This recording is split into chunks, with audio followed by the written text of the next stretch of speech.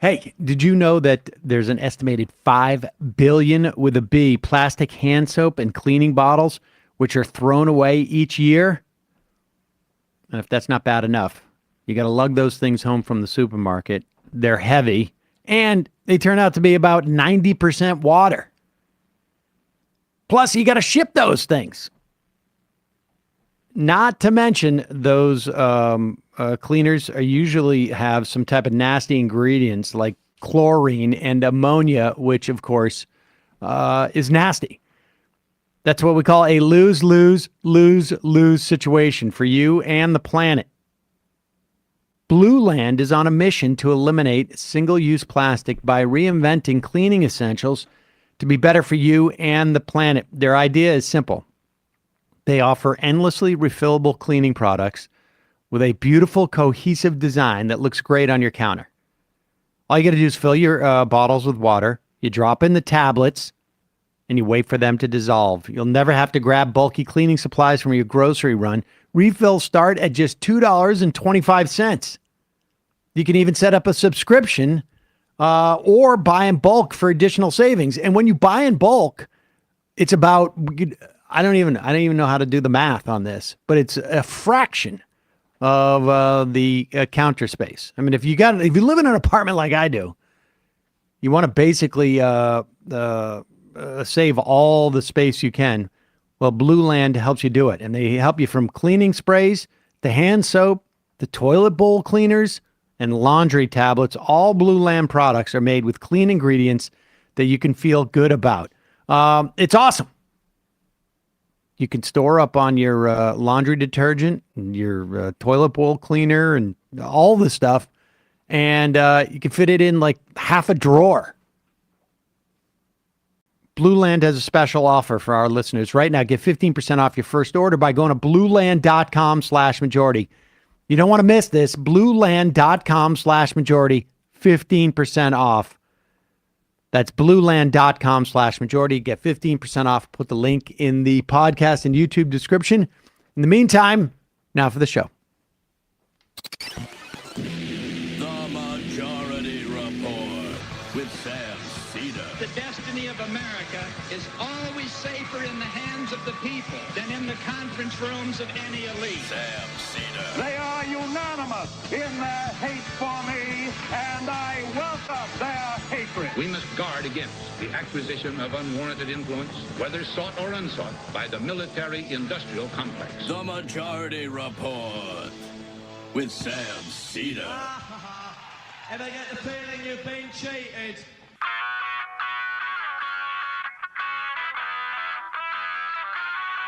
It is Monday, December 11th, 2023. My name is Sam Seder. This is the 5-time award-winning Majority Report.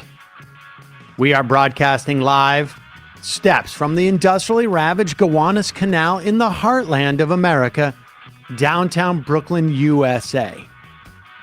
On the program today, Mindy Isser, writer and labor organizer based in Philadelphia, Pennsylvania, on UAW's call for a ceasefire and its drive to unionize all auto workers in this country, or at least 150,000 of them.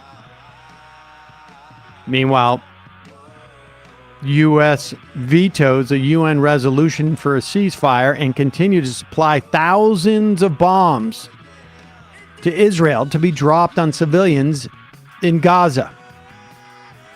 All this as mass hunger and dehydration threaten hundreds of thousands of people, and including children. Death toll in Gaza tops 18,000. Meanwhile, Biden trailing Trump in Michigan and Georgia amongst registered voters. House Republicans just about to lock in impeachment, despite the fact that they don't quite know what they're going to impeach Biden over. We reported on this Friday, but since then, the Texas Supreme Court is forcing a woman to continue to carry a non-viable fetus in her womb as they deliberate on whether they should force her to carry it until it's dead or inhibits her ability to have another child. EU policy makers agree to a new law to regulate AI. Saudi Arabia is stopping the most modest of goals, I should say, at the COP28. Jury begins deliberation on a Google antitrust case today. Tucker Carlson abandons his X streaming business model and copies this program as he decides to sell memberships. Whoa. Yep.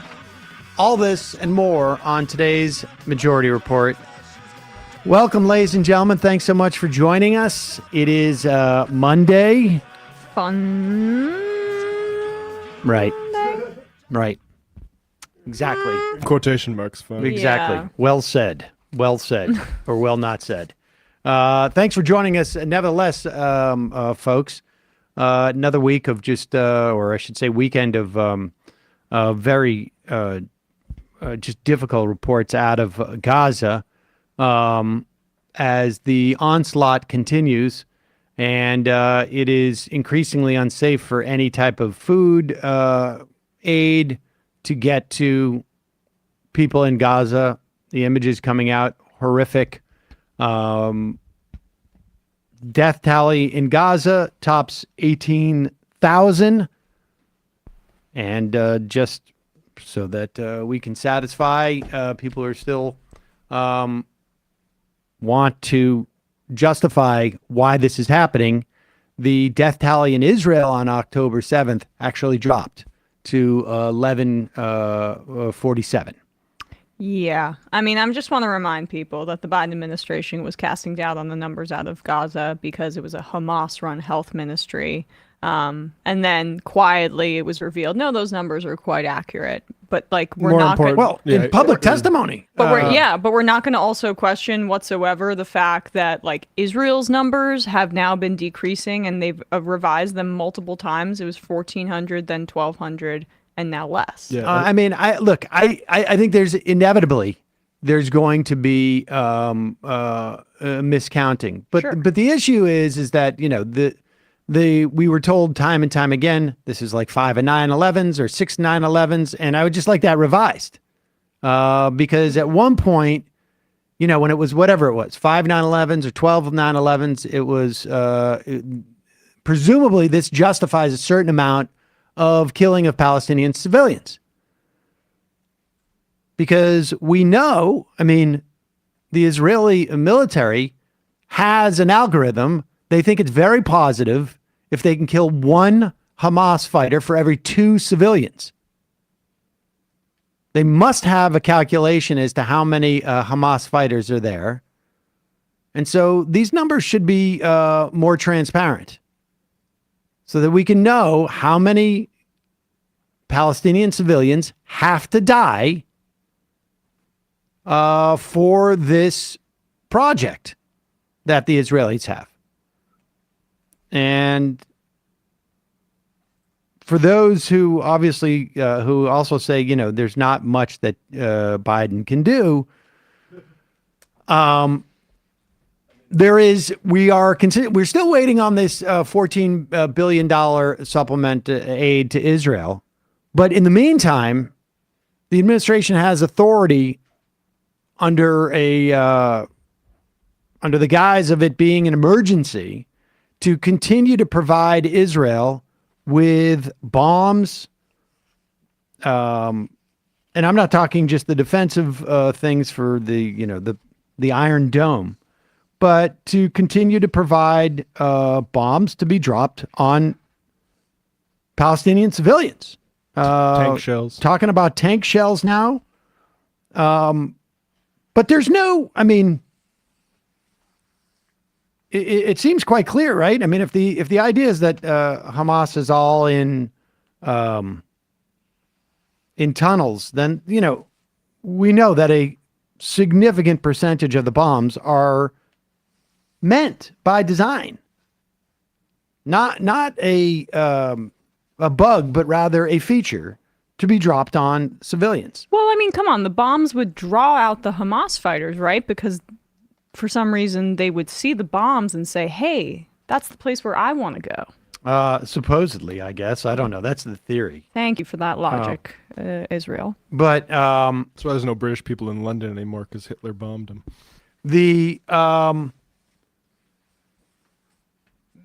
I should say, despite the fact that, the U.S. Vetoed a resolution for a ceasefire at the Security Council at the UN, this would have been a pretty, easy move by the Biden administration to just even maybe abstain from voting. But no, they are actively protecting the Israelis' ability to continue to punish the Palestinian people, despite the fact that we've now heard Anthony Blinken repeatedly says he is upset with how much Israel is not protecting civilians. But, after a couple of weeks or after 5 or 6 weeks of saying the same thing, maybe you get the notion that they're not going to do it.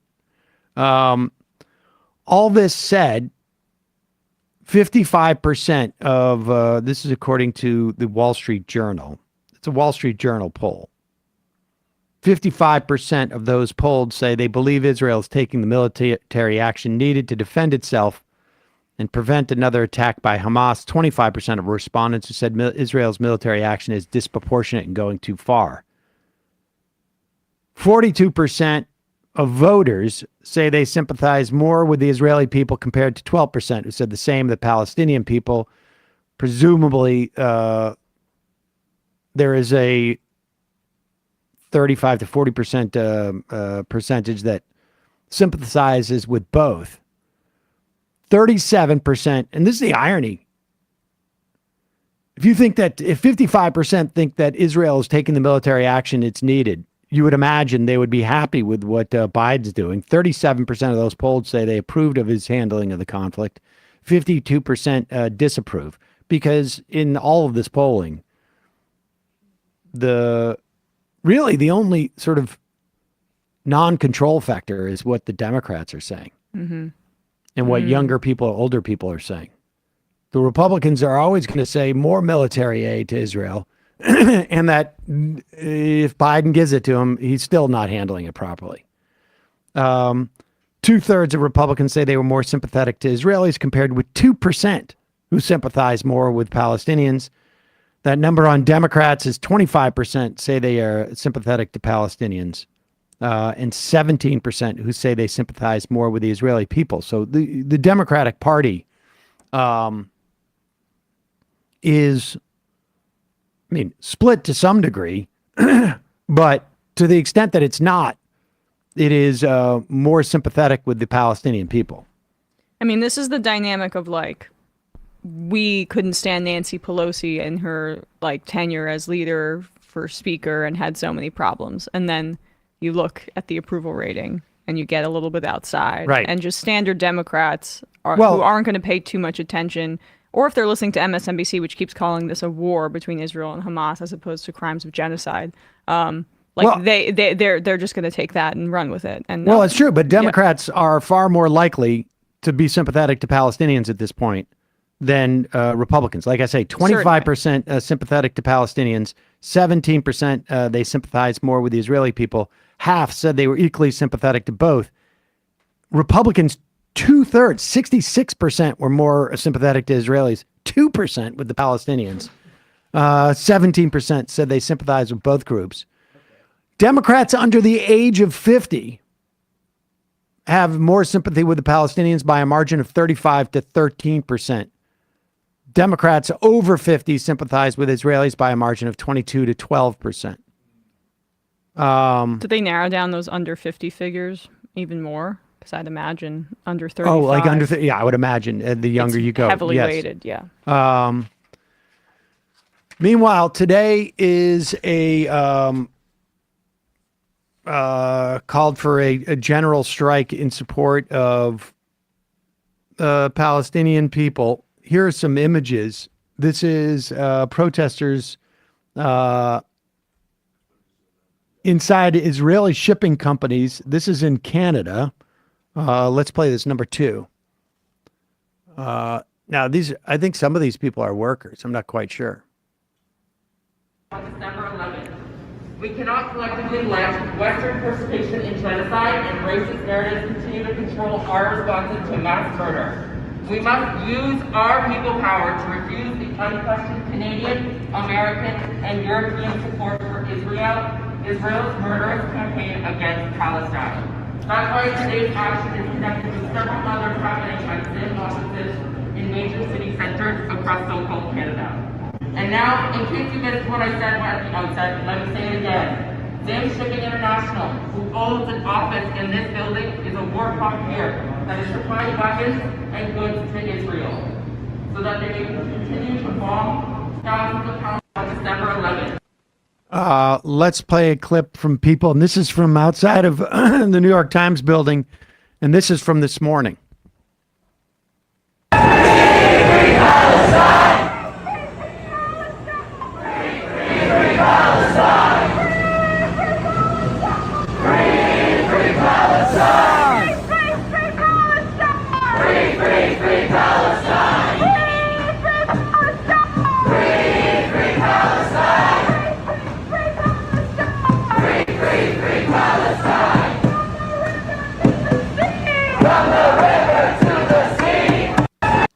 There's protests going happening all day today in New York. I think the last at Barclays at 6 in Brooklyn. Also, there is a movie called Israelism. I have yet to see it, but I've heard very good things about this documentary. I think Ben Burgess has saw it and reviewed it, maybe, but I've heard a lot about it too. Peter Beinart interviewed in this movie. As Noam Chomsky interviewed, and it's about essentially the story is, and I don't know how aware people are of this, but it is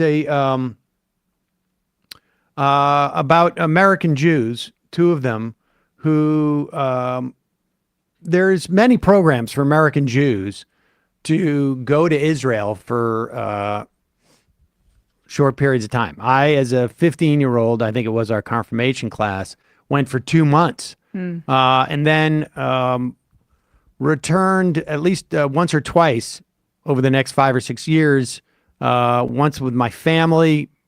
But part of these trips are sponsored by organizations to deepen the relationship between American Jewry and Israel.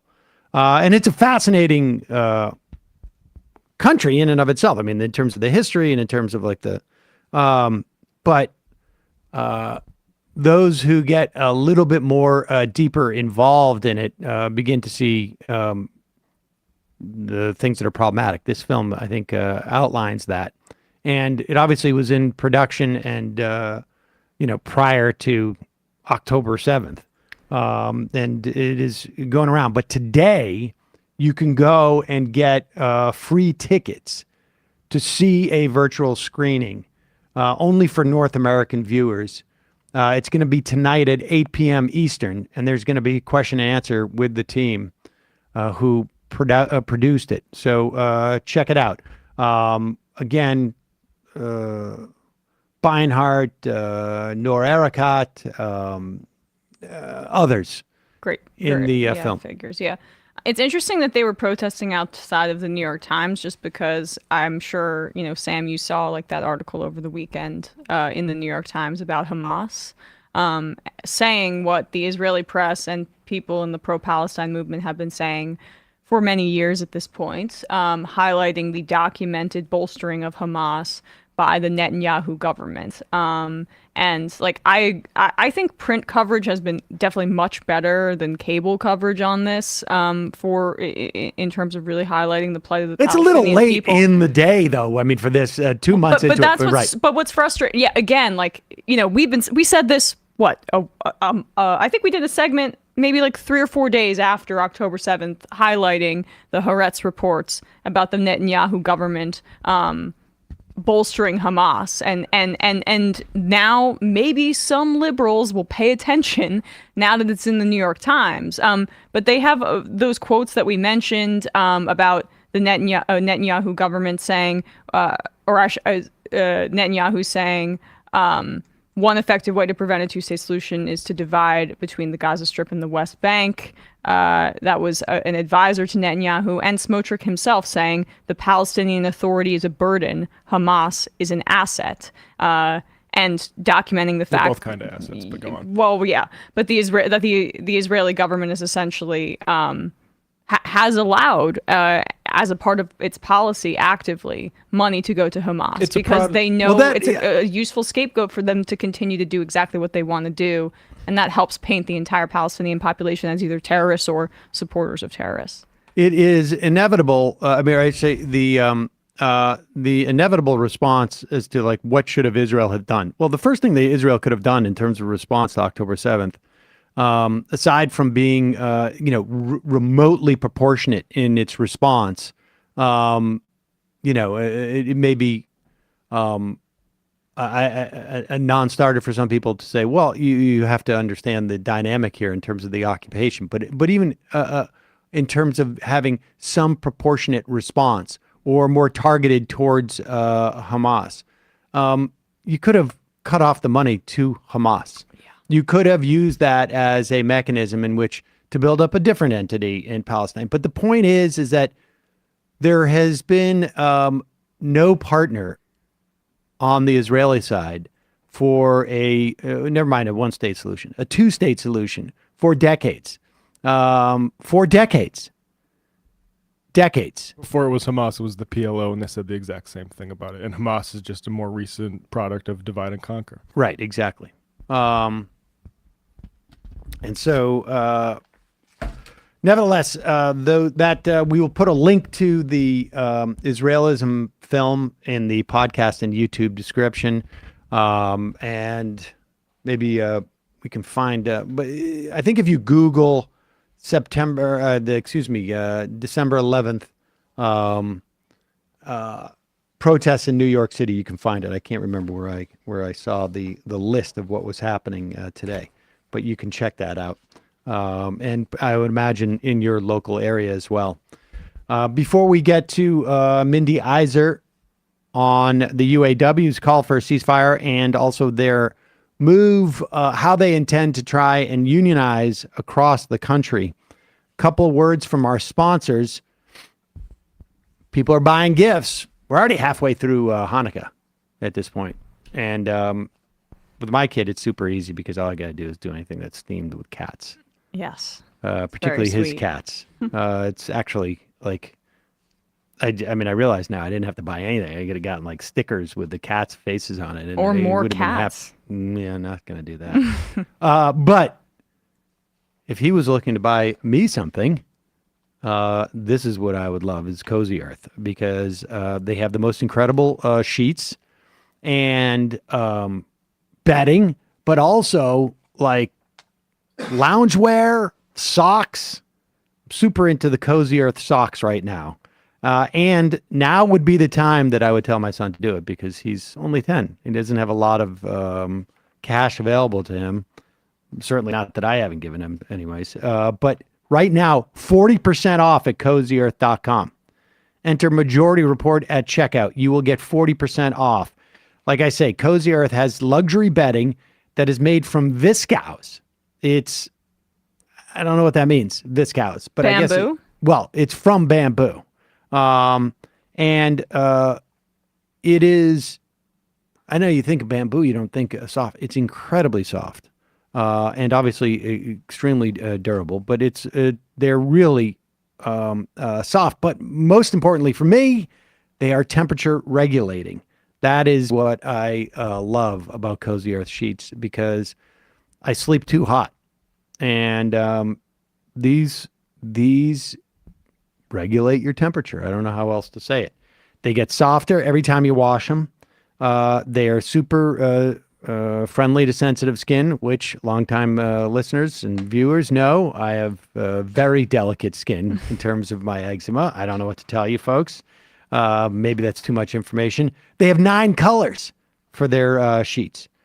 And like I say, they also have stuff like pajamas. They have super comfortable loungewear. I got a great pair of joggers, like sweatpanty things that you can actually wear outside. Right. And you don't look like a slob. Exactly. They also have really soft towels. So check it out, Cozy Earth. And now they have something called a cuddle blanket. I have not looked into that, I got to be honest. Wow. But They need to do a video review of that. My guess is, that would have been on your birthday, when your day off, in a cuddle blanket, playing video games.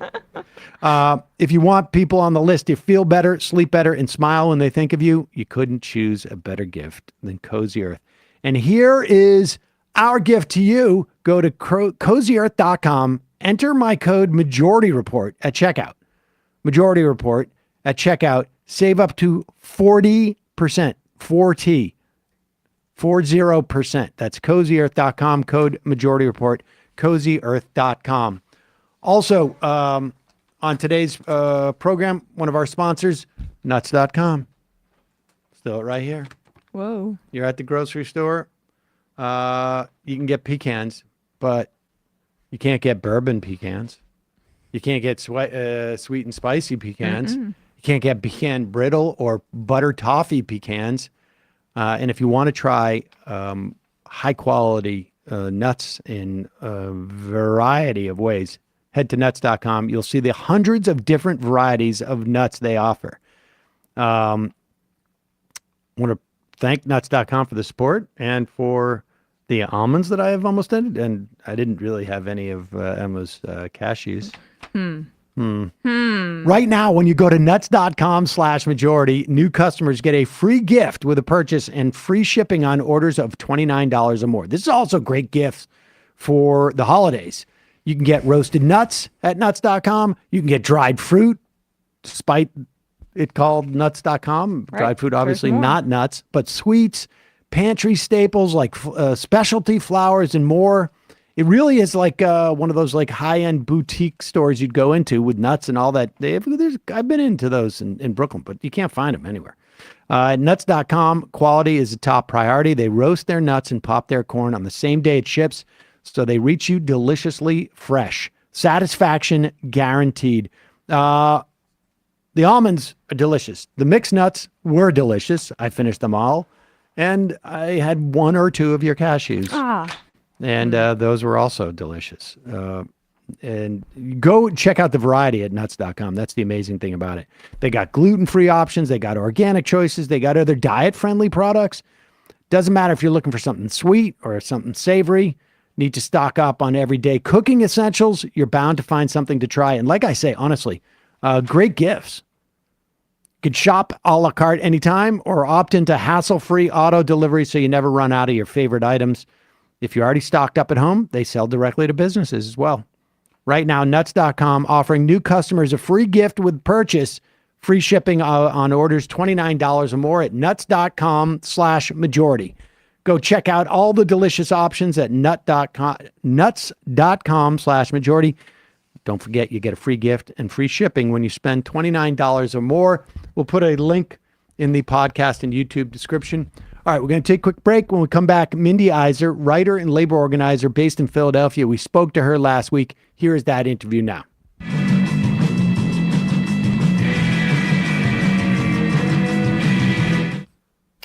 We are back. Sam Seder, Emma Vigland on the Majority Report. It's a pleasure to welcome to the program Mindy Isser, labor writer based in Philadelphia. Mindy, thanks so much for joining us. You have a piece that in these times, writing about the UAW endorsing a ceasefire, the largest U.S. union to call for an immediate end to the violence in the conflict between Israel and really Gaza, I guess, or the war. Give us a sense of like what led up to that. Well, I think the most important thing to understand is that the ceasefire was negotiated by the Israeli government. It was negotiated by the Israeli government and the Palestinian Authority. It was negotiated by the Palestinian Authority and the Israeli government. And the Israeli government Yeah, I think a lot has led to this moment, a lot of internal work in the union that maybe many don't know about. So there's a reform caucus in the UAW called UAWD that fought really hard to institute a one member, one vote situation. So members could directly elect the leaders of their union. And they won that. And so this past union election for new leadership was a one member, one vote election. And Sean Fain, who's now the current president, ran with the support of UAWD. He ran as a reformer, and he was running against the incumbent Ray Curry. He won very, very narrowly. It went to a runoff, and he ended up winning by 500 votes. And basically, right after taking office, he went into bargaining with the big three, essentially. There was a big convention to meet about bargaining priorities for the big three, and then they started bargaining. And then, of course, they had the historic stand-up strike, which was the first time that workers at all of the big three companies were out on strike at the same time, which was huge. I think very disorienting for the auto industry.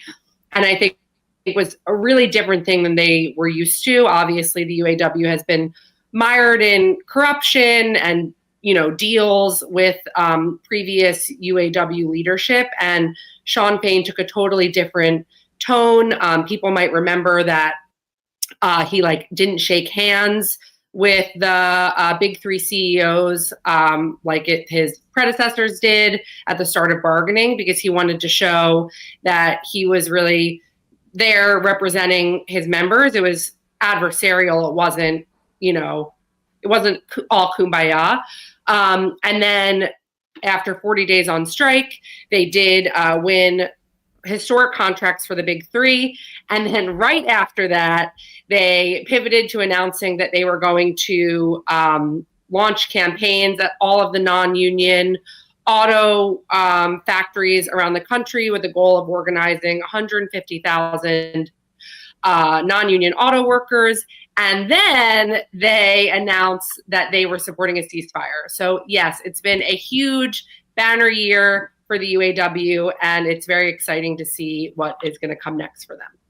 What I find fascinating about this story is that we're seeing the implications of process and how it implicates goals and strategy, because we're seeing the shift, that one shift, which on its face just looks like a different way of electing leadership, and which one I think seems obvious to people, where each person gets to vote as opposed to like a slate, electing a committee to provide a slate.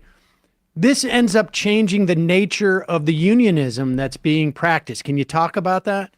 Yeah, absolutely. I think that's completely right. It's a totally different orientation to what a union is, what it can be, and who the union is and who it's for. I think there's been, an old school mentality in a lot of unions, that our job is just basically, we're an insurance policy for workers. We help them keep their jobs. We help maintain the status quo. We help maintain wages and benefits. And of course, all of that stuff is important. Job security, wages, and benefits. Of course. Bargaining is so important. But unions used to be, and I think can be and will be again, a home for the working class, a source of struggle for the working class, a place where workers can actually experience democracy, be part of a democratic process, and feel powerful and feel like they are the people who make this world possible, run the world. And they are, and they do. And you can see this reflected in the communications coming out of the UAW. I don't know if people listening saw their most recent video about their new campaign to organize non-union auto workers, but it's all about workers who, are in the frame, and they put up their hands and they say, these hands punch the clock, these hands built the cars, these hands built our country, and we're going to be the ones to make the decision about our future. And I think Sean Fain, the way he is leading the union, it's not just about wages and benefits. He talks about this often. It's about the right to have a life. People don't only care about work. People work as a means to have their lives, to spend time with their family, to have the freedom to make choices. And when we have bad jobs, when we don't have control over our schedules, when our wages are too low, we don't actually have the ability to be full humans. And I think the direction of the UAW is saying we are organizing humans. We're organizing workers who have families, who have spouses, who have children, and communities, and we want to see all of those people and things thrive. All right. So, but what you're talking about is, I mean, is an expansion of like what constitutes the material benefits that a union can provide for its workers, right?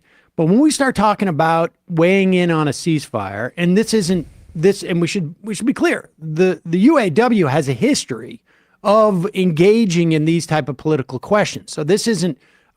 This is, if anything, a return to the mean as opposed to anything else. But what are the implications of that, right? I mean, the material existence of a worker in Michigan or Ohio working at a car manufacturer is not really going to be implicated materially by what goes on as to whether there's a ceasefire or not. So, I mean, what's the theory behind this, or what's the impetus behind it? Well, first, I have to disagree that people won't be impacted materially. I think they're impacted in two ways. And it's interesting that the first state you said was Michigan, because obviously the UAW is very strong in Michigan, not as strong as it once was, but there's a huge population of Arab auto workers in Michigan and Dearborn and Hamtramck outside of Detroit. There has been for a long time, and there's been a history of Arab workers standing up to their union and saying, you need to be on the right side of the Israel-Palestine war conflict, whatever you want to refer to it as. And in the 1970s, there was a wildcat strike about this very issue, about the UAW investing in Israeli bonds. And so I think there are workers who are impacted by what's going on in Gaza because that's where they're from. That's where their family is from. That's where they still are.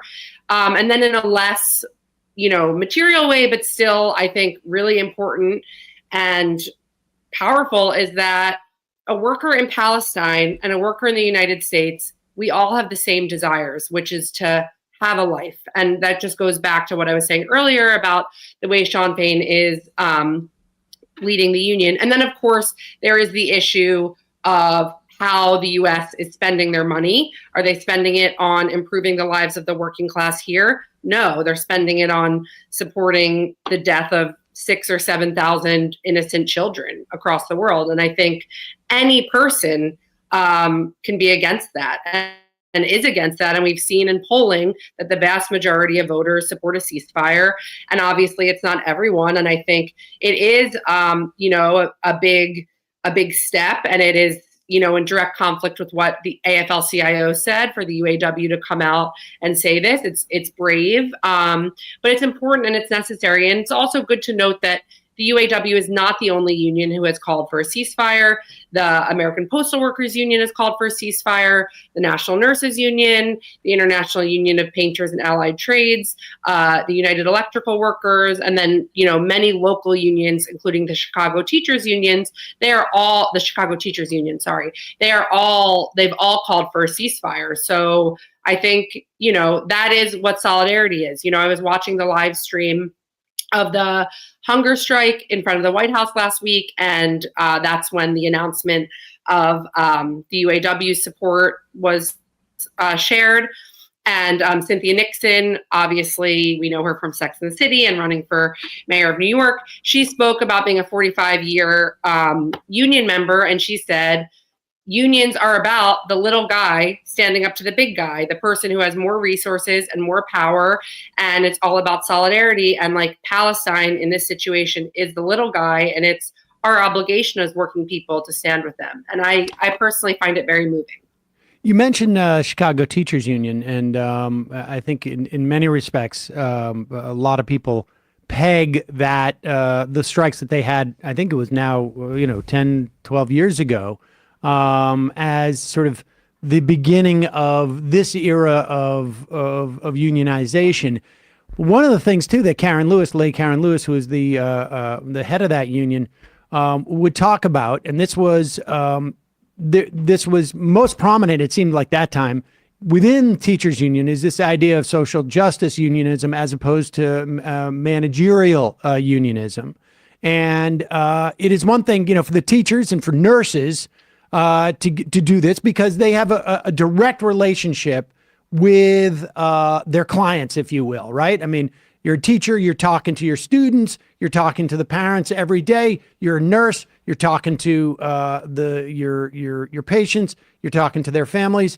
And this idea of adopting the fight for issues that may be of interest to the community, but not a direct interest to your job as a union, theoretically, it expands the sort of are we seeing that now sort of like develop more union, I guess, throughout unions outside of those sort of like specific sectors? And how much does Fain's call for unions to time their contracts around May 1st, 2028, how much does that also implicated in that shift? Yeah, I think the idea of bargaining for the common good, like what you're talking about, it's not just for the workers themselves, their wages and benefits, it's for the entire community, is amazing and beautiful. And I think we're seeing it more and more. It's still, not, I think, totally ubiquitous. But I think the timing of the contracts is really huge, really exciting. I mean, it would be amazing to see so many workers out on strike on May Day in 2028. I also think, we need to be a little bit honest that union density in this country is 10%. It's very, very low. And we don't have a lot of power, and our power is growing. And people like Shawn Fain are really invested in growing union density, growing our movement. But it's very difficult in a country with the labor laws that we have and how powerless workers are. So I think we need to be very sober how we're looking at this, while also being excited and optimistic about new union fights, new campaigns, new contracts, new ways of organizing people. Yeah, Mindy, could you just put this particular topic or, the UAW weighing in on a ceasefire here within the context of other times that the UAW, as one of the, the United States' most prominent unions, has weighed in historically on things like apartheid in South Africa and other, international moments that required that kind of solidarity? Yeah, I mean, there is a history of the UAW, being opposed to South African apartheid and being opposed to the Vietnam War and honestly taking unpopular positions. So this isn't totally new, but I think that, in the last,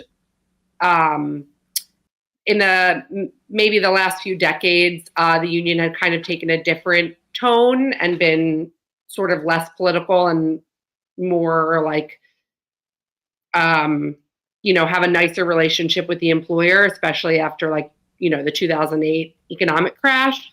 So I think it's really nice to see the UAW getting back to these kinds of roots where they have opposed, World War I and the Vietnam War and things like that.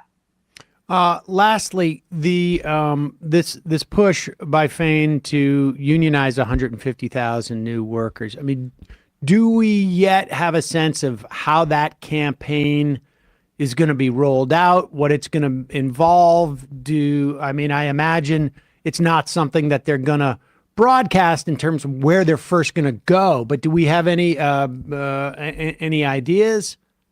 Yeah, so I don't quote me on this. This isn't exactly it, but I think they have the ability, any auto worker in this country who's non-union has the ability to sign an online card right now So I think if you go to the UAW website, it will be clear how you can do that to express your support for unionizing.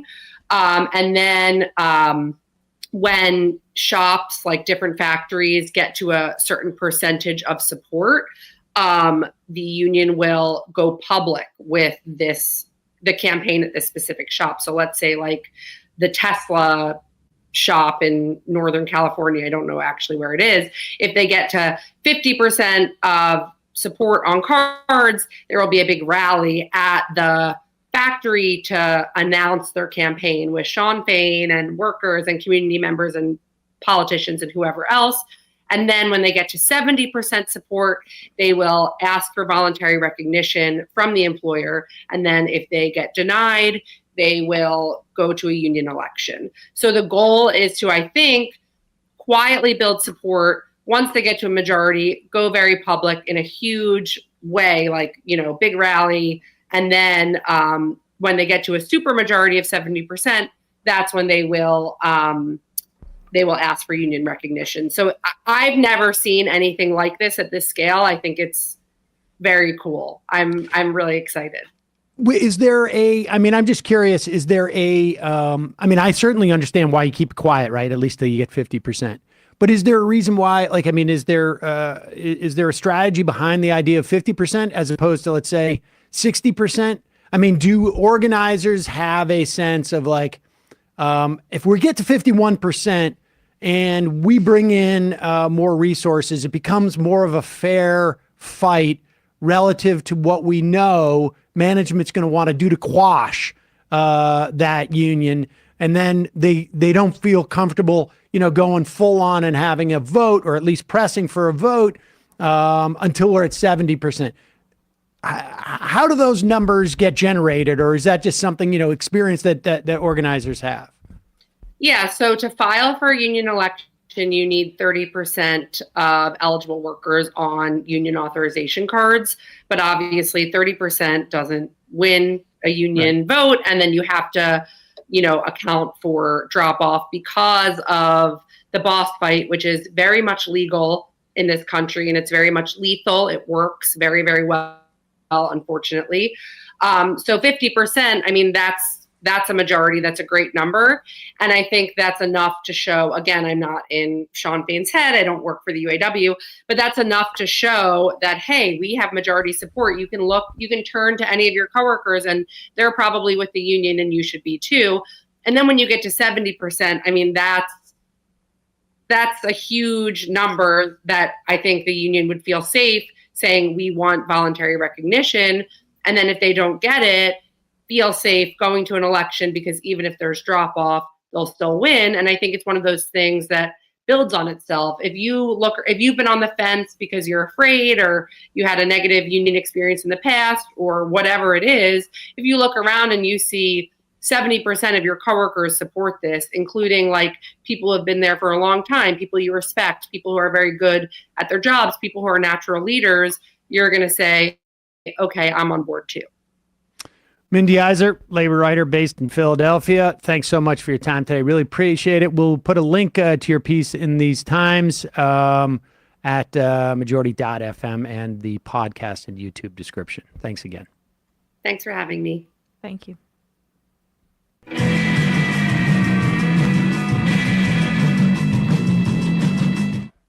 We are back. Sam Seder, Emma Vigland on the Majority Report. There we are. That was an interview we did last week, and I just one IM, and then we'll head into the fun half.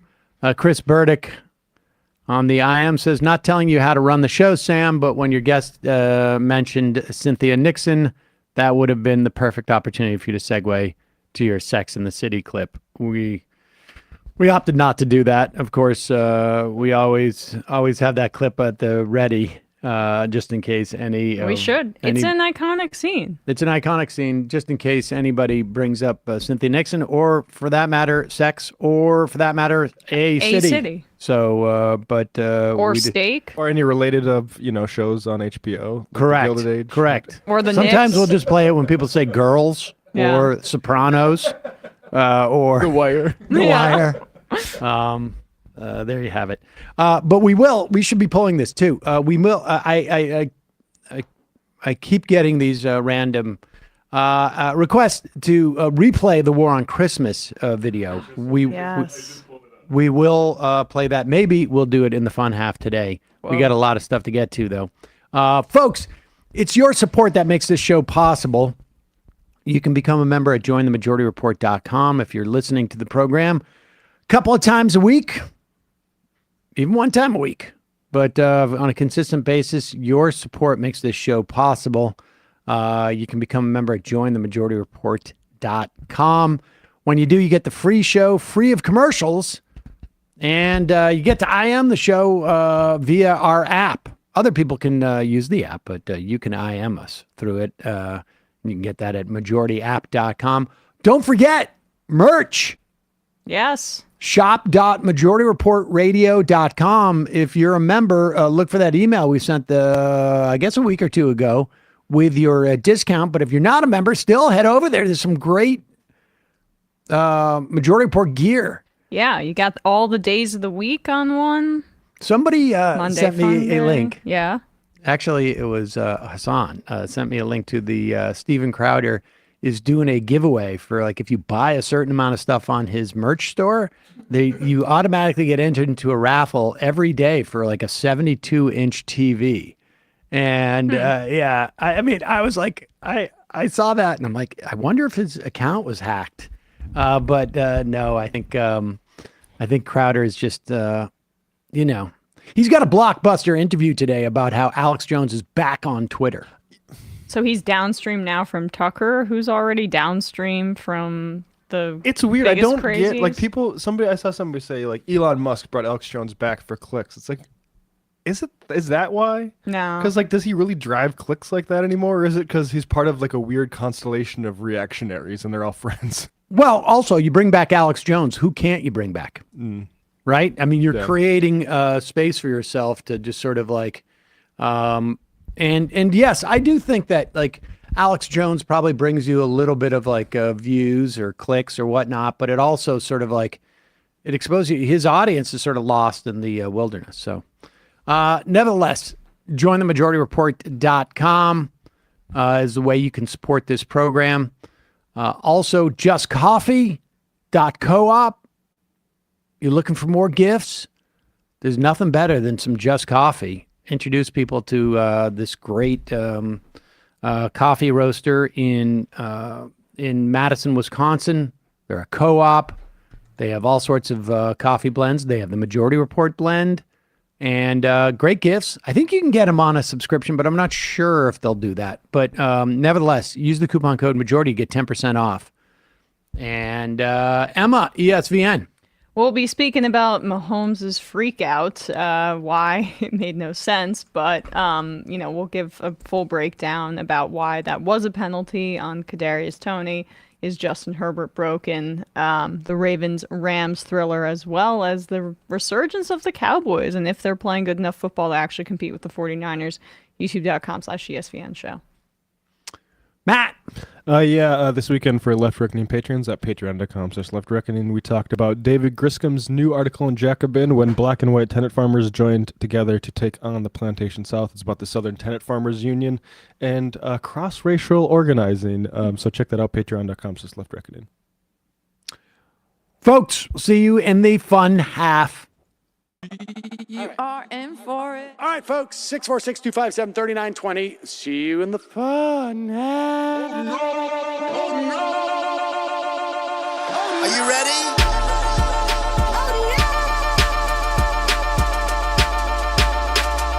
Who sent us this?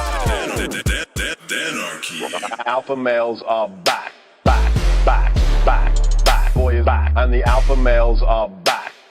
Just as delicious as you could imagine. The alpha males are back. Boy is back. And the alpha males are back. Just wanna degrade the white man. Alpha males are back. I take all of it to my throat. Alpha males are back. Snowflake says what? The alpha males are back. You are a madman. And the alpha males are back. Oh no, Sam Cedar! What a fucking nightmare! Bring back DJ. Yeah, or a couple of them. Just put them in rotation. DJ Denner. Well, the problem with those is they're like 45 seconds long, so I don't know if they're enough of a break. That's fucking nonsense. You see white people doing drugs, they look worse than normal white people, and all white people look disgusting. And the alpha males. Psych. Fuck them. Snowflake says what?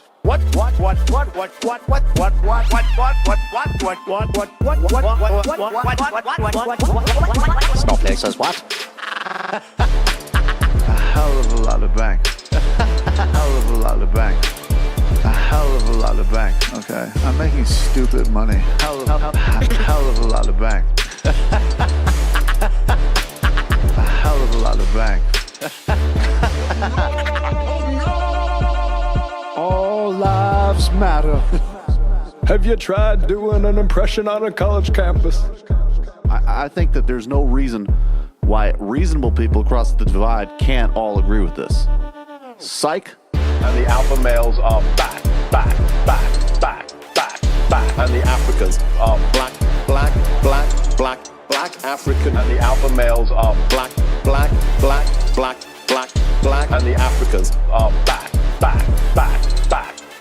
When you see Donald Trump out there, doesn't a little part of you think that America deserves to be taken over by jihadists? Keeping it 100. Can't knock the hustle. Come on, fuck 'em. Things I do for the bigger game plan. By the way, it's my birthday. Happy birthday to me, Jew boy. I have a thought experiment for you. And the alpha males are back. Africans are black. Alpha males are black. Africans are back. Come on. Come on. Someone needs to pay the price for blasphemy around here. I am a total pussy.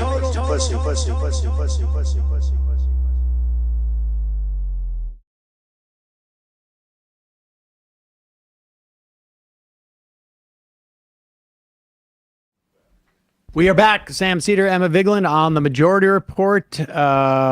We will take a phone call shortly. You can IM us if you are a member via the app at majorityapp.com. We will turn on the phones in a moment. First, Ayman Moladeen on his MSNBC show on Sunday had Representative Shontel Brown, a Democrat from Ohio, on. You'll recall that we've talked about this quite a bit. The DMFI, which is basically the front group for AIPAC, in their assault on progressive Democrats. Their strategy makes even more sense in the context of today than perhaps it was a little bit more unclear. Although we talked about it, but it really is in stark relief. They have, for the past two cycles, been attacking progressive Democrats. They also support Republicans, to be fair. 106, I think they've given money to in terms of the House. But they attack progressive Democrats. In primaries. Yeah. And often never mention Israel whatsoever, even though that is their primary concern.